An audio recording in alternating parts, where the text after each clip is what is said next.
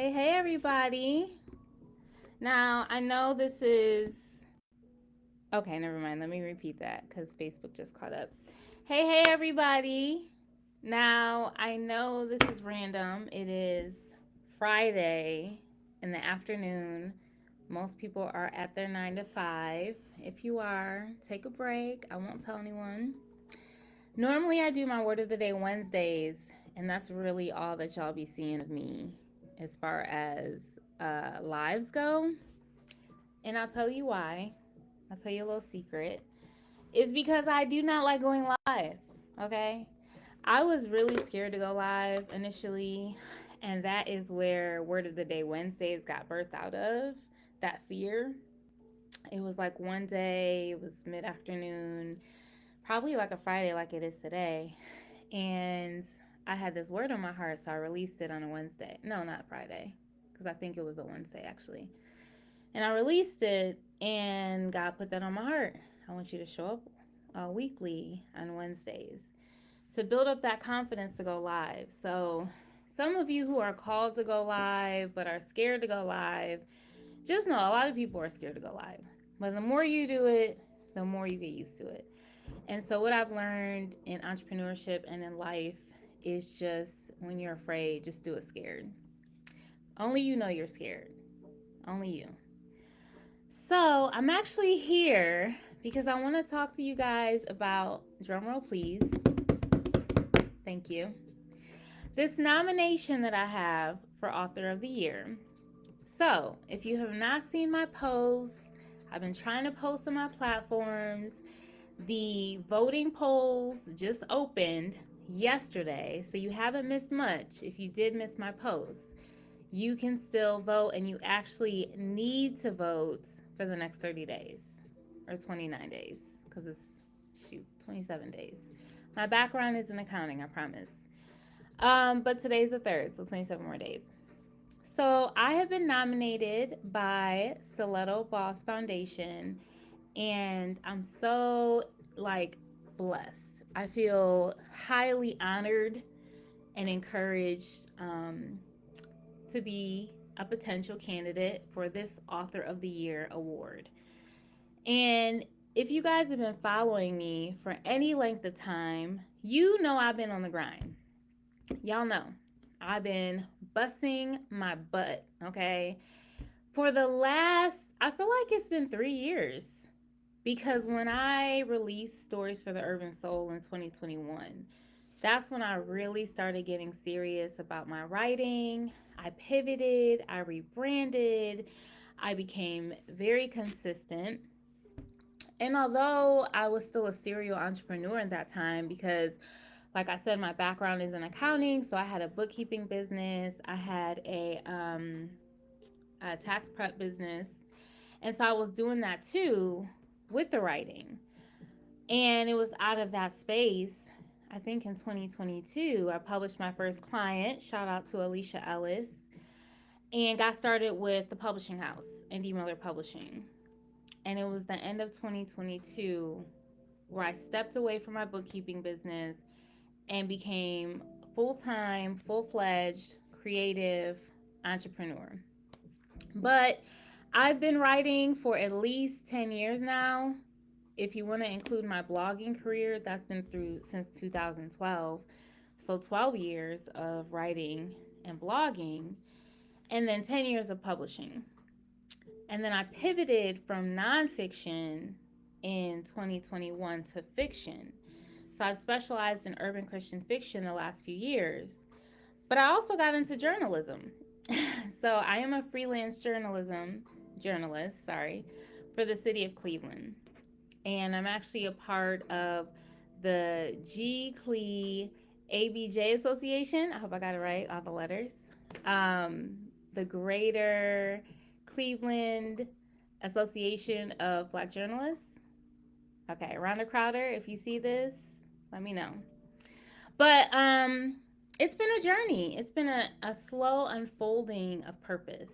You know, we did Girl Talk, so I also lead or host an event called Girl Talk Quarterly where we feature female panelists, and they're usually high achieving women transforming their communities. And we dialogue about these hot topics pertaining to women. And so our last one was really good. It was on women's health. It was different, specialists on women's health. And honestly, I cannot remember where I was going with that. I know it was about writing.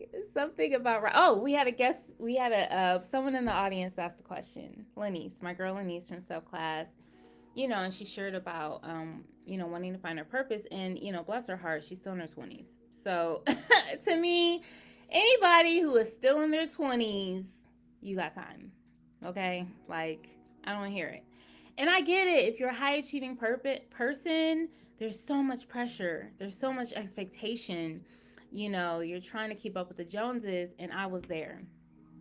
And even towards the end of my late 20s, I felt like I had achieved a level of success and things looked good on the outside, but I still wasn't living my dream.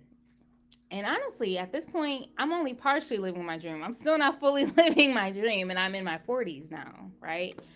So when she asked that question, I don't even know if I mentioned this yet, but she asked the question, how do you know your purpose? How do you know you're in purpose? And a lot of the leaders in women gave great responses, and we were all pretty much on the same page as far as just kind of knowing when you know and how it makes you feel and you're passionate and all of that.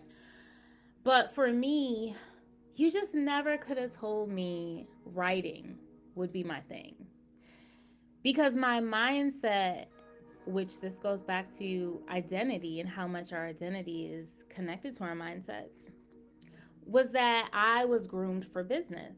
I was groomed to be a businesswoman. I remember in high school, my senior year, I had already gotten accepted into college, but I had no idea really what I wanted to do, but I knew I would be a business major. I just didn't know which field. And I remember saying that on the stage my senior year, like, yeah, I'm going to Miami University. I'm going to be a business major. But even with getting my degree in undergrad in marketing, that did not prepare me on the front end to be a writer, which is ultimately what I was going to be known for, was writing. But what it did was it laid a foundation for my ultimate purpose. And that's why when you're talking about purpose and you're talking about identity, you have to be patient. And I hate that word. I'm not going to lie, y'all. I hate the word patience. I do. My close besties, all my people know I am not the most patient person. I'm an Aries through and through. Some of us are patient, though. I have met some patient Aries, but I'm not one of them, okay? But because I have lived a surrendered life to God, He's big on patience. And so He's been very diligent to work that in me. And so I've cultivated a level of patience, and I'm very sensitive to when I need to wait, to when I need to slow down spiritually, that sort of thing. And I can look at my journey in my career, my identity and purpose unfolding, just heavily predicated on knowing that it's not going to be overnight. Even if God deals with you quick, which I don't know anybody for real, to be honest. But even if He deal with you quick like that, it's not going to be an all-in-one, this is your purpose. Usually it's going to be you're going through a process, you're going through a journey, you're being groomed. And as you meet people and as you develop relationships and as you have these life experiences, then in the proper season and time, it'll unfold. And I am going somewhere, you guys, because I'm really on here to get your votes for this nomination. But I just want to give you guys background as to why I feel like I'm qualified for this title, Author of the Year. So in my journey of learning my purpose, it was blogging. That was my key thing, blogging. And that was birthed out of a lot of downtime at work. And I was so frustrated. And I know I have people who are going to watch this who can resonate. I was so frustrated. I keep trying to go in this door. It's not opening. Why isn't this door opening? This is what's in my heart, at least. And I felt like God led me this way to get this degree and work at this company. And I should be moving. I should be promoted. I should be, elevating. Why am I not elevating? Why are my peers elevating? Which is another story. Why are we looking at them? And what I've learned is that in my journey, when there's a standstill in one area of my life, God is trying to get my attention in another area. And that's where writing came. I did not come for writing. Writing came for me. Okay? And it was in telling my story of dealing with a really tough breakup that almost took me out, which really propelled me into the writing space. And I published my first book, How to Overcome Heartbreak, Recovering from Misguided Love. And that was in 2014. And then I published the sequel. And then I got into some short stories. And then my mom died. And then I stopped writing. I didn't write for 3 years. The grief hit me so hard, I could not engage with God on that intimate level. So what I started doing was creatively, I started reading creative writing. I started reading fiction writing. And that was the avenue that God was using to even stir up my own creative gift. And when the time was right in 2021, I picked up my short stories and I published Stories for the Urban Soul. But in the midst of me ending that, I started my first novel, When Love Wins, the story of two young female cousins with a rift in their relationship. And there's a lot of heavy themes in that book. It's dealing with coming of age, young adult urban culture, but mental health, cutting, depression, anxiety, grief recovery, parent absenteeism, a lot. But it was a pouring out of all of the things that had been inside of me and that I'd seen in my sphere.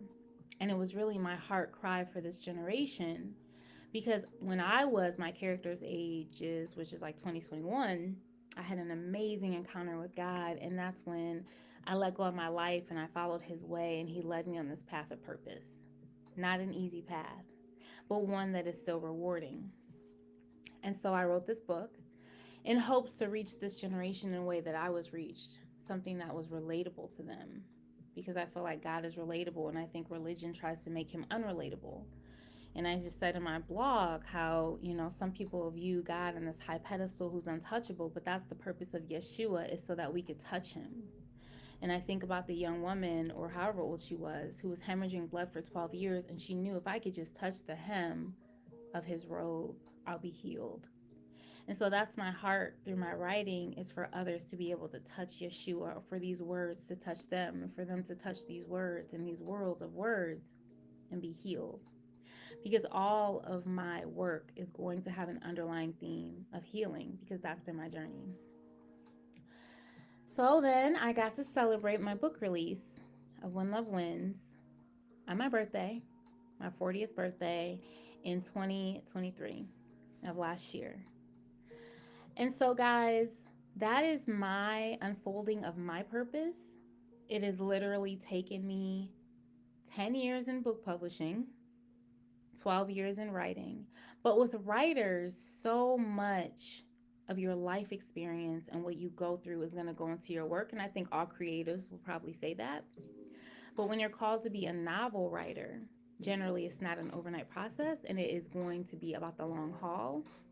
Most novel writers, best-selling writers, Nobel Prize winners, whatever, it don't happen overnight. You pay your dues, right?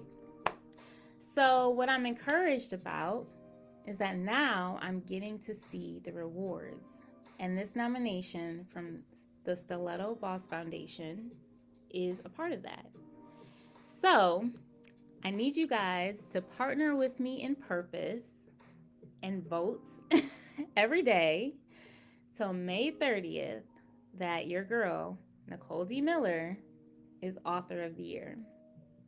You can go on my Linktree, on my Instagram page at HCOHB. You can go on my Facebook business page, or if we're friends on Facebook, on my personal page, and you can click the link, and it's pinned at the top. Thank you guys for tuning in to my very long soliloquy as to why I should be your next Author of the Year. All right, I'll see you guys next time.